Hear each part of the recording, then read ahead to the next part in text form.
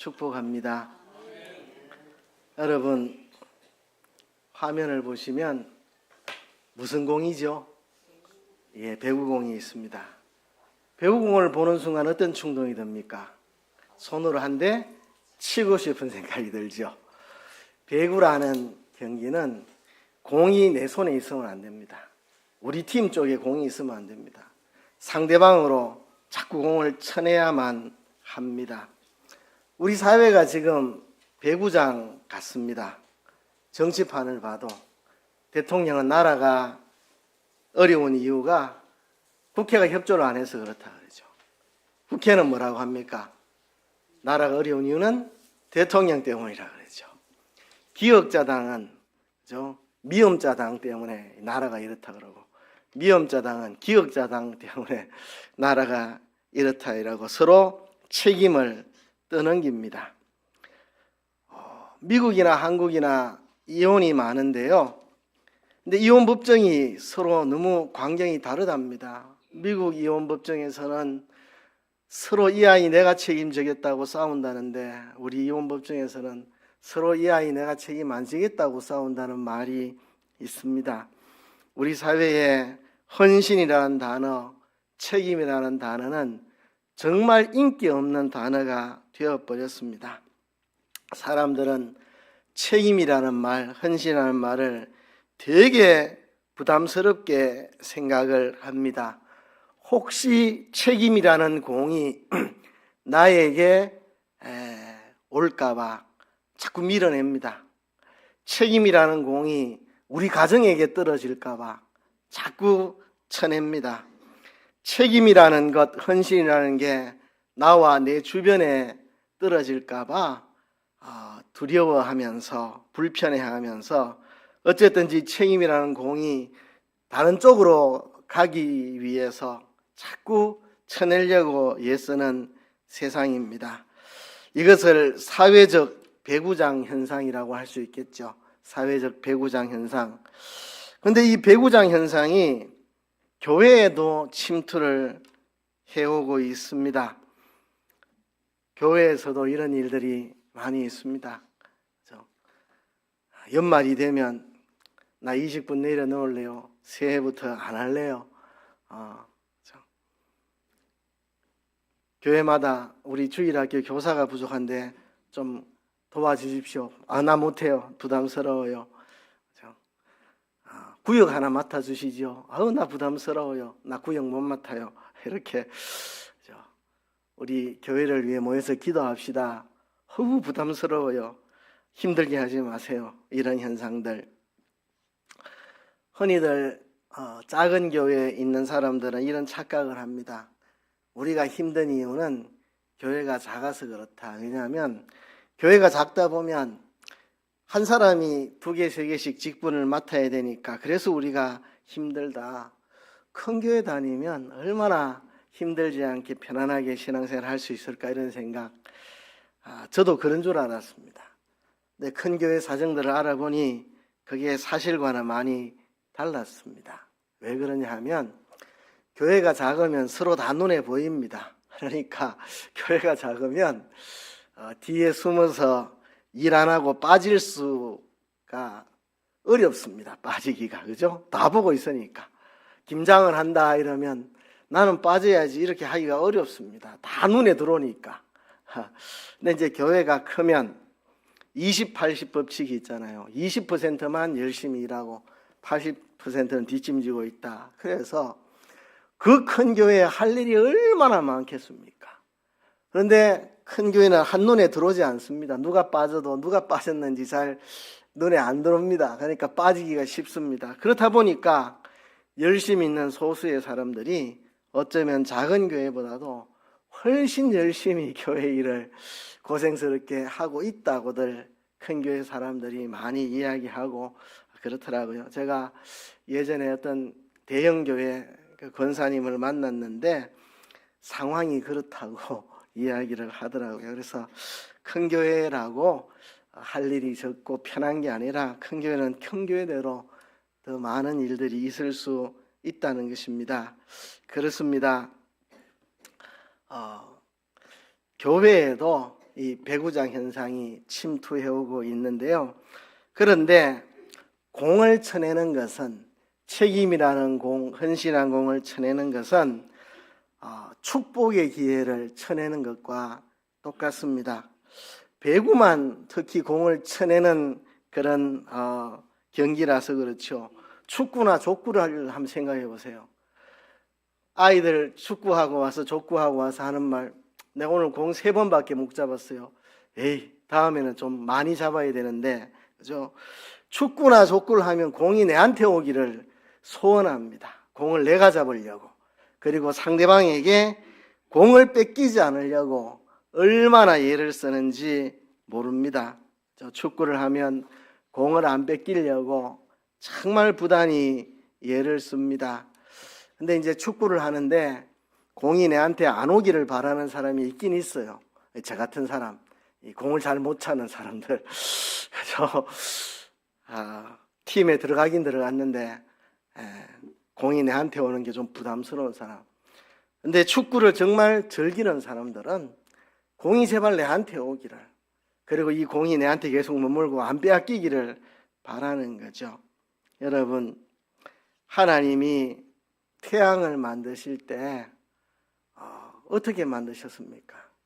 태양이 지금 수천 년 동안 활활 타오르고 이 지구에 빛을 보내줘서 그걸로 우리가 농사도 짓고 따뜻하게 그렇게 살아가고 있는데요.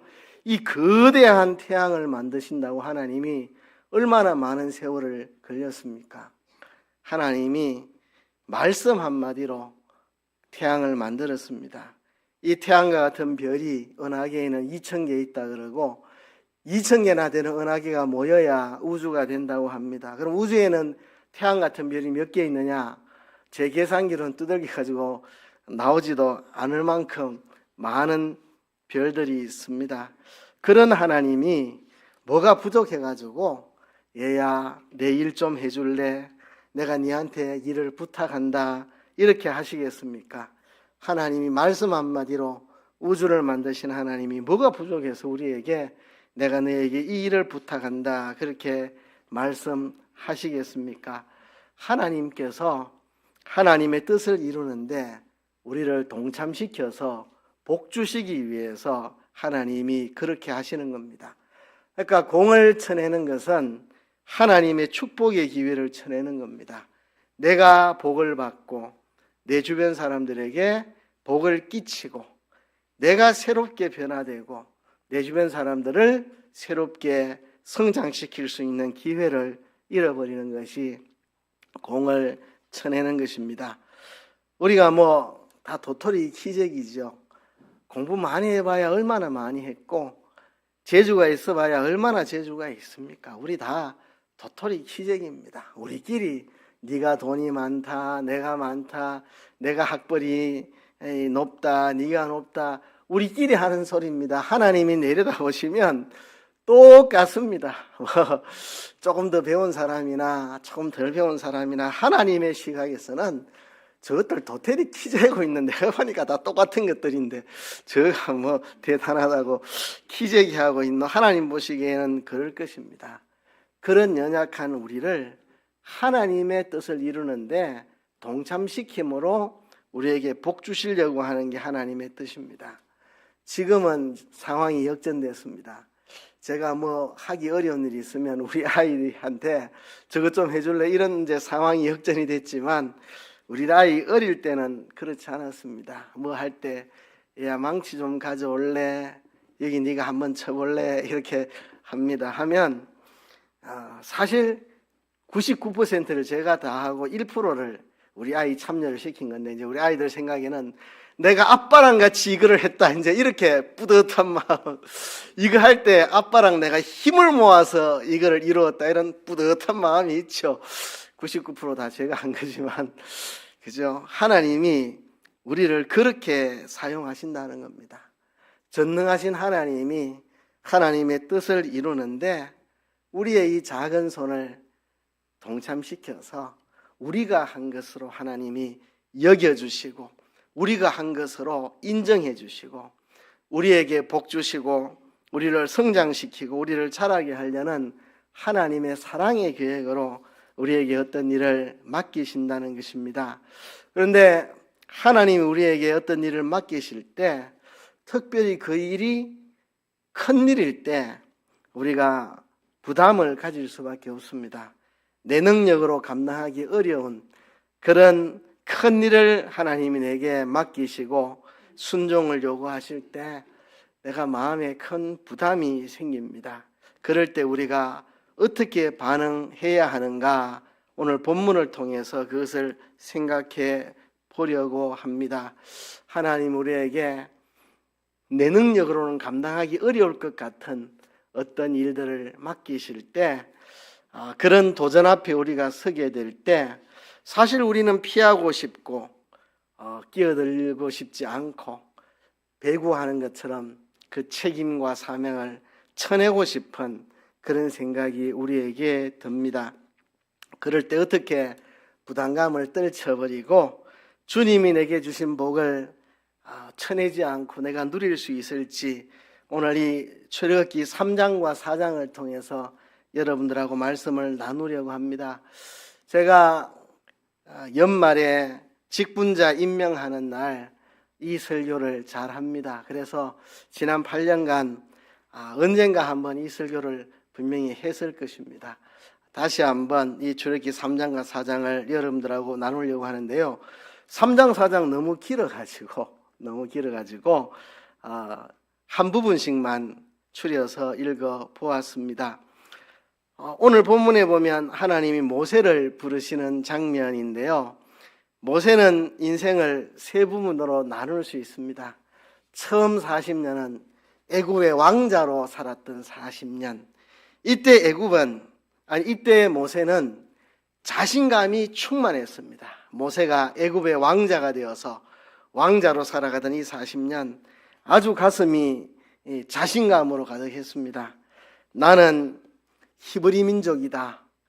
내가 지금 노예 생활하는 이 히브리 민족을 해방시킬, 나는 이 민족의 구원자다. 내가 이 민족을 해방시킬 것이다. 이런 자신만만한 생각을 가지고 살았습니다. 그러다가 히브리인을 학대하는 애굽 사람 하나 쳐 죽이고는 발각돼 가지고 자기가 사형에 처해질까 봐 도망갔습니다. 이렇게 허무하게 40년은 지나가고 두 번째 40년 광야로 도망가 가지고 거기서 양치면서 살았습니다. 40년 세월을 맨날 아무것도 없고 풀밖에 없는 산골에 홀로 양이다 소다 몰고 다니면서 양궁둥이 쫓아다니면서 그렇게 살았습니다. 이 40년 동안 나는 아무것도 아니다. 내 힘으로 할 수 있는 게 아무것도 없다. 내 힘으로 뭘 할 수 있나? 이런 생각하며 40년을 살았습니다. 그리고 80세가 되었을 때 이제 새로운 40년이 이제 출발을 하는 기회가 왔습니다. 양을 치면서 호렙산에 있는데 떨기나무에 불이 붙었습니다.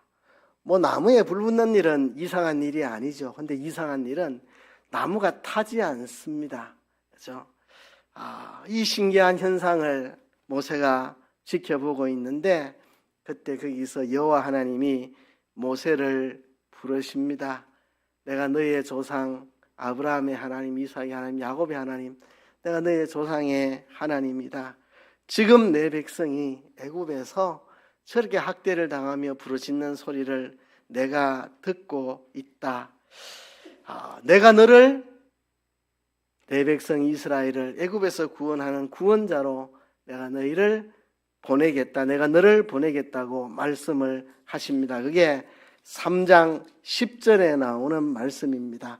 3장 10절 다 같이 한번 읽어봅시다. 3장 10절 한 절만 시작. 이제 내가 너를 바로에게 보내어 너로 내 백성 이스라엘 자손을 애굽에서 인도하여 내게 하리라. 얼마나 부담스러웠겠습니까? 지금 광야에서 양치는 양치기한테 내가 너를 큰 나라, 고대의 큰 나라 애굽의 왕 바로에게 너를 보낼 테니 너는 내 백성 이스라엘 자손을 애굽에서 인도하여 내게로 데리고 와라 이렇게 말씀하시는데 얼마나 여러분 같으면 부담스러웠겠습니까? 피하고 싶고 숨고 싶고 배구처럼 쳐내고 싶은 이 공을 네가 애굽의 왕 바로에게 가서 내 백성 이스라엘을 인도하여 내라. 이 하나님이 주시는 이 공을 쳐내고 싶은 마음 모세에게 얼마나 들었겠습니까? 아니나 다를까 모세는 이 배구공을 쳐내기 시작합니다. 5번이나 쳐냈습니다. 하나님 황송합니다만 이 순간을 내가 기다렸습니다. 주님 나를 보내주시옵소서. 내가 가겠나이다. 이렇게 했다면 얼마나 좋겠습니까만 이렇게 하지 못했습니다. 부족하지만 제가 해보겠습니다. 이래 하지 않았습니다. 5번이나 핑계를 대며 하나님하고 배구 게임을 시작합니다. 첫 번째 핑계는 이겁니다. 3장 11절과 12절에 보면 제가 누구라고 그런 일을 하겠습니까? 내가 누구라고, 내가 뭐라고 그런 일을 할 수 있겠습니까? 이렇게 핑계대면서 내가 누구라고 이런 일을 합니까? 핑계대며 하나님의 계획을 피해가려고 노력을 했습니다. 그때 하나님께서 말씀하십니다. 내가 너와 함께 있겠다. 그렇죠? 하나님은 다 대책이 있습니다. 우리가 핑계대기 전에 하나님은 이미 먼저 대책을 다 가지고 계십니다. 그렇죠? 지금 모세가 쩔쩔매면서 목격하겠다고 하는 것은 내 연약함만 눈에 보이고 하나님의 대책이 보이지 않기 때문에 그렇습니다. 자기 인식. 나는 나이가 80이다. 늙었다. 그리고 과거에 해보려고 해도 안 되더라. 내가 애굽의 왕자로 40년 살 때 내 힘으로 이스라엘을 구원해야겠다고 설쳐봤는데 안 되더라. 이런 자기 인식. 과거에도 해봤는데 안 됐는데 뭐 지금이라고 될 게 뭐가 있나. 그때도 안 됐는데 지금 한다고 되나. 말이 좋지. 내가 지금 나이가 얼마고 건강 상태가 어떻고 되겠나 이런 생각. 우리도 그런 생각 잘합니다. 내가 나이가 얼마인데, 내가 학벌이 딸리는데, 내가 사회적 영향력이 없는데, 재주가 없는데, 내가 과거에 어떤 삶을 살았는데, 내가 과거에 얼마나 잘못된 삶을 살았는데 이제 와서 그런 일을 내가 어떻게 할 수 있겠나. 이런 생각이 하나님이 우리에게 주시는 축복의 기회를 빼앗아 갑니다.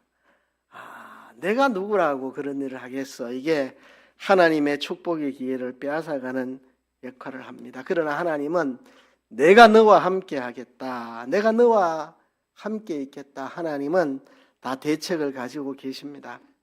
모세가 두 번째 핑계를 댑니다. 3장 13절에 보면 하나님 내가 간다고 칩시다.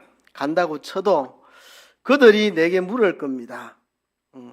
네한테 나타나신 그 하나님이 이름이 뭐냐고 그분의 이름을 내게 물으면 내가 할 말이 없습니다. 너한테 나타났는 그분의 이름이 뭐냐 이래 물으면 내가 어떻게 해설을 할 자신이 없습니다. 그러니까 하나님이 답을 주십니다. 스스로 있는 자가 너를 보내셨다고 하라. 나는 스스로 있는 자다. 스스로 있는 자니 그들에게 스스로 있는 자가 나를 너희에게 보내셨다고 대답하라. 하나님은 모세가 하나님의 이름이 뭐라고 물으면 내가 뭐라고 대답할까요? 묻기 전에 이미 하나님은 다 답을 대책을 가지고 계셨습니다. 그러자 모세가 세 번째 핑계를 댑니다. 4장 1절에 보면 만일 그들이 내 말을 안 들으면 어떡합니까? 그들이 내 말 안 들으면 어떡할 건데요? 이렇게 합니다. 그렇죠? 그때에 하나님께서 이렇게 말씀합니다. 네 지팡이를 한번 던져봐라. 던졌더니 무서운 독사로 변합니다. 그 꼬리를 잡아봐라. 잡았더니 다시 지팡이로 바뀝니다. 네가 이 기적을 그들 앞에 행하면 그들이 내 말을 믿을 것이다. 그리고 네 손을 품 안에 넣어봐라. 손을 품 안에 넣었다 꺼냈더니 문둥병이 발해가지고 손이 막 썩어들어갑니다. 으악 놀랐는데 다시 품 안에 넣었다 꺼내봐라. 다시 품 안에 넣었다 꺼냈더니 쌩쌩하게 멀쩡하게 돌아왔습니다. 다 내가 대비책을 가지고 있다. 그들이 안 믿으면 이 두 가지 정표를 보여주면 된다. 내가 다 대비책을 갖고 있다. 그러자 네 번째로 모세가 핑계를 댑니다. 4장 10절에 보면 저는 말을 할 줄 잘 모릅니다. 제가 말주변이 없어가지고요. 말주변이 없어서 거기 가서 이렇게 거리다가 올 겁니다. 내가 말주변이 없습니다. 그런데 사도행전에 보면 스데반의 설교에 이렇게 말합니다.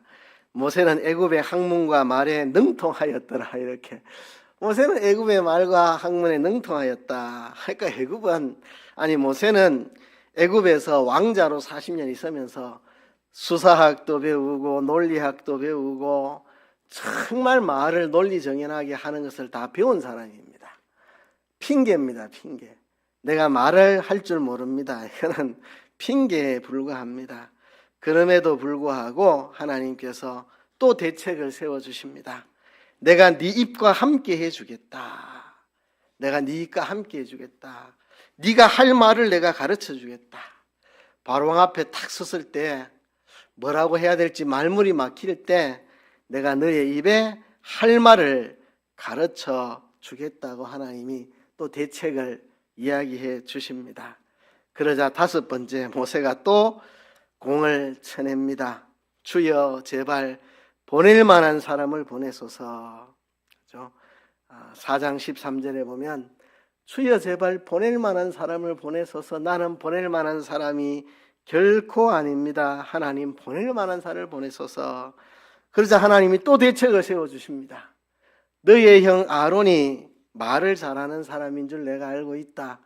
너의 형 아론을 너의 대변인으로 내가 임명해 줄게. 내가 너에게 말을 하면 너는 그것을 네 형에게 말을 하고 네 말 잘하는 네 형이 대변인으로서 너의 대변인으로서 그들 앞에 말을 할 수 있도록 해줄게. 이렇게 하나님하고 모세하고 배구를 했는데 5세트 했습니다. 5세트. 5대 빵으로 하나님이 승리하셨습니다. 모세는 5대 빵으로 하나님한테 졌습니다. 내가 하나님의 부르심을 순종할 수 없는 5가지 이유, 첫째, 둘째, 셋째 해서 5째까지 하나님, 그에 대한 나의 대책 5가지 짜자자잔 하나님이 5세트를 다 승리하셨습니다. 그러자 모세는 5대 빵으로 져가지고 가겠습니다 하나님 하고 드디어 순종하고 애굽으로 갔습니다. 하나님 말씀에 순종했습니다. 이게 중요합니다. 5번이나 핑계대며 거절했지만 6번째 더 이상 핑계 안 대고 하나님께 순종해서 갔다는 거, 이게 중요합니다. 여러분 같으면 여러분 보고 너는 지금 러시아로 가서 푸틴 앞에 가서 전쟁을 종식하라고 명하고 오늘 여러분들 아멘 가겠습니까? 여러분 지금 하나님이 여러분에게 하마스 지도자에게 가가지고 포로 잡은 인질들 다 보내라 하라면 여러분 아멘 하고 가겠습니까? 모세도 대제국 애굽의 왕 바로에게 가서 내 백성을 인도하여 내라 하면 여러분들 쉽게 가겠습니까? 주저하고 망설이고 못 간다 하고 5번 핑계 댔지만 하나님 앞에 5대 0으로 지고 난 다음 아멘 가겠습니다 하고 모세는 갔습니다. 그것이 중요한 것입니다. 오늘 이 본문이 우리에게 말해주는 것이 있습니다. 잊지 말아야 될 본문의 진리는 이것입니다. 하나님이 나에게 어떤 일을 맡기실 때에 그 일을 감당할 수 있는 힘을 허락하신다. 하나님이 내게 어떤 일을 맡기실 때 대책을 다 예비해 놓고 그 일을 맡기신다는 사실을 우리에게 5번이나 되는 모세와의 대화를 통해서 우리에게 교훈해 주십니다. 하나님이 어떤 일을 내게 맡기실 때 감당할 수 있는 힘과 대책을 다 마련해 놓고 내게 그 일을 맡기신다 하는 것입니다. 사실 선교사들이 선교지로 갈 때 두려움이 있죠. 그렇죠? 그것도 특별히 굉장히 오지 식인종이 사는 동네 이런 데 선교사들이 들어갈 때 얼마나 두렵겠습니까? 그죠? 우리가 태국에 있는 그 난민들 카렌족 선교를 제가 이야기했고, 선교사님 한준 선교사님 모시고 오기도 했고, 우리 거기 선교를 했는데요. 이 카렌족들은 기독교 신자들이 많은 기독교 민족들입니다. 이 카렌족들은 태국하고 미얀마 그 국경지대에 삽니다. 그래서 국경에서 태국 쪽에 사는 카렌족도 있고 미얀마 쪽에 사는 카렌족도 있고 그런데요. 이들이 어떻게 기독교인들이 되었는가? 전해 내려오는 이야기가 있습니다. 이게 역사적인 사실인지 아닌지 제가 100% 장담은 못하겠는데 선교계에서 이게 역사적 사실이라고 오래전부터 이야기해오는 이야기가 있습니다. 영국 선교사가 카렌족에게 선교하러 들어갑니다. 얼마나 무서웠겠습니까? 예수 믿지 않는 그 밀림에 사는 사람들, 전기도 오지 않는 그 밀림에 사는 이 카렌 마을에 복음 전하자는데 얼마나 두려웠겠습니까? 새파란 눈, 코는 오똑하고 온몸에는 털이 북실북실한 카렌족들하고 생긴 것도 완전히 다른 이 영국 선교사가 들어갈 때 얼마나 근심, 염려, 두려움이 있었겠습니까? 갔다가 죽임 당하는 건 아닌지, 질병에 걸려가지고 죽는 건 아닌지. 그런데 이 선교사가 나타나자마자 카렌족 모든 지도자들이 그 앞에 무릎을 꿇고 절을 하는 겁니다. 빨리 그 손에 있는 책을 우리에게 이야기를 좀 해주십시오. 그 선교사가 깜짝 놀라가지고 내가 들고 있는 이 검은색 표지 성경책 이야기를 해달라니 깜짝 놀라가지고 이제 이야기를 해줍니다. 하나님이 세상을 창조하셨습니다. 그런데 인간이 죄를 지어서 타락하게 되었습니다. 그래서 온 세상에 죄악이 간영한 겁니다. 하나님은 이렇게 죄지어 지옥 갈 인생들을 불쌍히 여기셔서 하나님이 사람 되어 이 땅에 오셔서 우리의 죄를 대신해서 십자가에 못 박혀 죽으심으로 우리의 죄를 씻어주셨는데 이 사실을 믿음으로 고백하는 자는 다 죄 용서함 받고 구원 얻게 됩니다. 여러분들도 예수님을 구주로 믿고 영생을 얻도록 하셔야 합니다. 했더니 이들이 다 그 예수님을 우리가 믿겠다고 이렇게 해서 집단 회개를 해서 아무런 저항도 없이 이들이 예수님을 믿게 되었다는 겁니다. 선교사가 의안이 벙벙합니다. 이 웬일이 이런 일이 있노 하고 알아봤더니 카렌족들은 조상들로부터 이런 전설을 가지고 있었다고 합니다.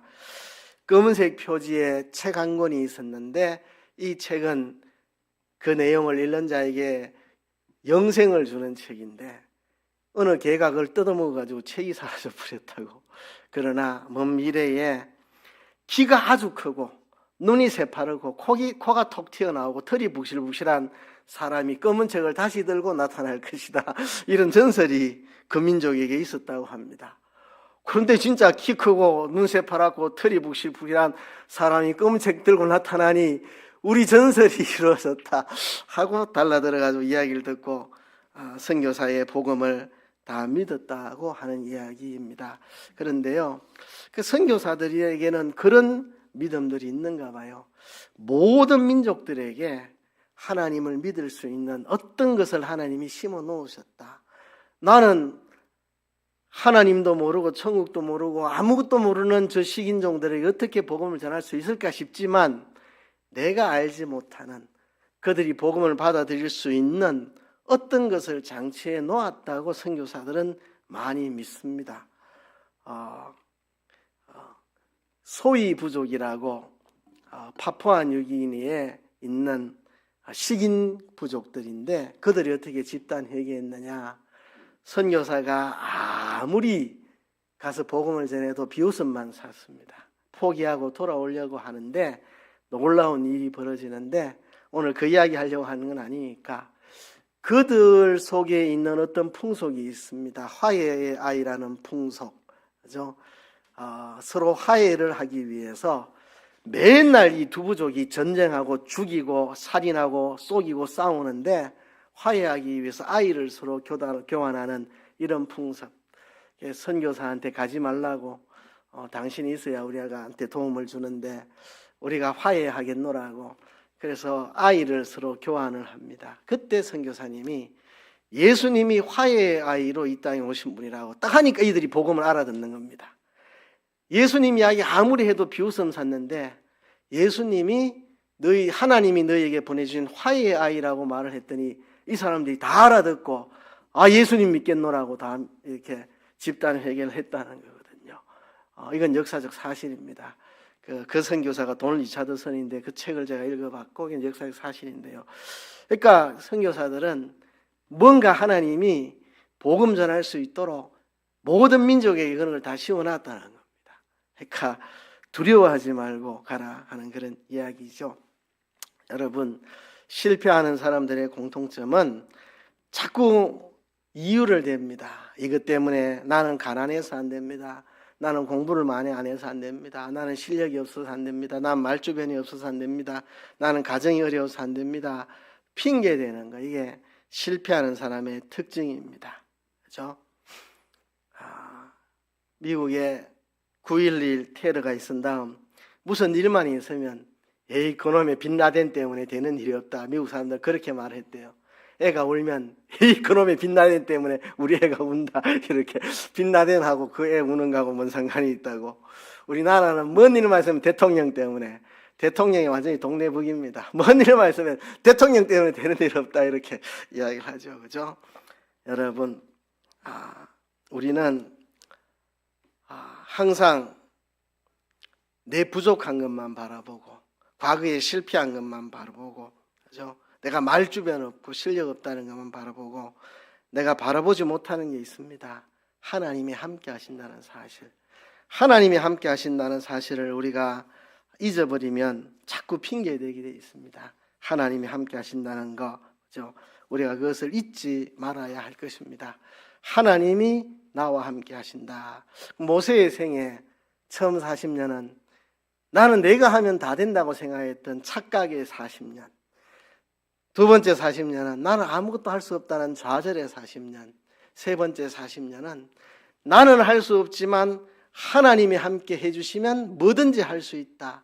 이게 마지막 40년입니다. 우리 삶이 그런 삶이 되어야 됩니다. 나는 할 수 없지만 하나님이 함께 해주시면 할 수 있습니다. 이게 우리의 고백이 되어야 합니다. 물론 여러분들에게 이렇게 직분자 임명하는 날 무조건 강제로 뭐를 맡으라는 이야기 하려고 하는 게 아닙니다. 저도 한 사람이 교회에서 너무 많은 일을 맡아서 짐 되는 것을 저는 원하지 않습니다. 그래서 어떤 분이 목사님 내가 너무 많은 일을 맡아 힘듭니다. 좀 빼주세요 하고 찾아오면 이야기를 들어보고 그 말이 타당하면 제가 앞서서 일을 좀 줄여줍니다. 한 사람이 너무 많은 일 맡는 거 그렇게 좋은 일은 아닙니다. 지쳐 쓰러지게 되고 또 다른 사람이 나누어 맡으면 다른 사람이 또 복을 누릴 수 있어. 그래서 여러분들에게 많은 일을 맡기려고 이런 설교하는 게 아니고 하나님이 내게 어떤 일을 진심으로 맡기실 때에 그 일을 거절하지 아니하고 감사함으로 받아들임으로 하나님의 축복을 여러분들이 누리시라고 하는 이야기입니다. 제가 감사했던 것은 우리 남전도사님 담임 목회로 떠날 때 그 빈자리를 성로님들이 기쁘게 메워주셔서 제가 너무 감사합니다. 우리 방송 맡은 우리 집사님 외에도 기쁨으로 응해서 맡아주시고 거절하지 않으시고 우리 찬양 오후에 찬양 인도해주는 우리 형제도 기쁨으로 그를 맡아주셔서 대단히 마음에 감사합니다. 그것을 맡음으로 자기에게 복이 되고 다른 사람을 복되게 하는 축복입니다. 오늘 직분자 임명 90%는 예전하고 똑같습니다. 약간 변화가 있는데요. 그동안 맡아주신 분들에 대해서 내가 대단히 감사하고 또 새해에도 계속 맡아주시는 데 대해서 감사하고 또 새롭게 맡아주시는 분들 또 감사하고 그래서 여러분들이 하나님이 맡겨주시는 일 내 힘으로는 할 수 없으나 하나님이 함께 하시면 할 수 있다는 믿음을 가지고 불평이나 원망이나 핑계대지 마시고 감사함으로 그것을 감당해서 자신이 복을 누리고 다른 사람을 복되게 하는 그런 축복을 누렸으면 좋겠습니다. 모세가 이때 끝까지 거절했다면 시골에서 양 키우다가 비참하게 죽고 끝났을 겁니다. 그러나 5번 핑계댔지만 아멘하고 순종하고 갔기 때문에 이스라엘의 위대한 구원자가 되어서 성경을 5권 기록하고 위대한 지도자가 되었습니다. 여러분, 다 모세가 될 이유는 없지만 우리에게 주어진 일들 작은 거라도 우리가 기쁨으로 순종하는 우리 모두가 되기를 주의 이름으로 축복합니다.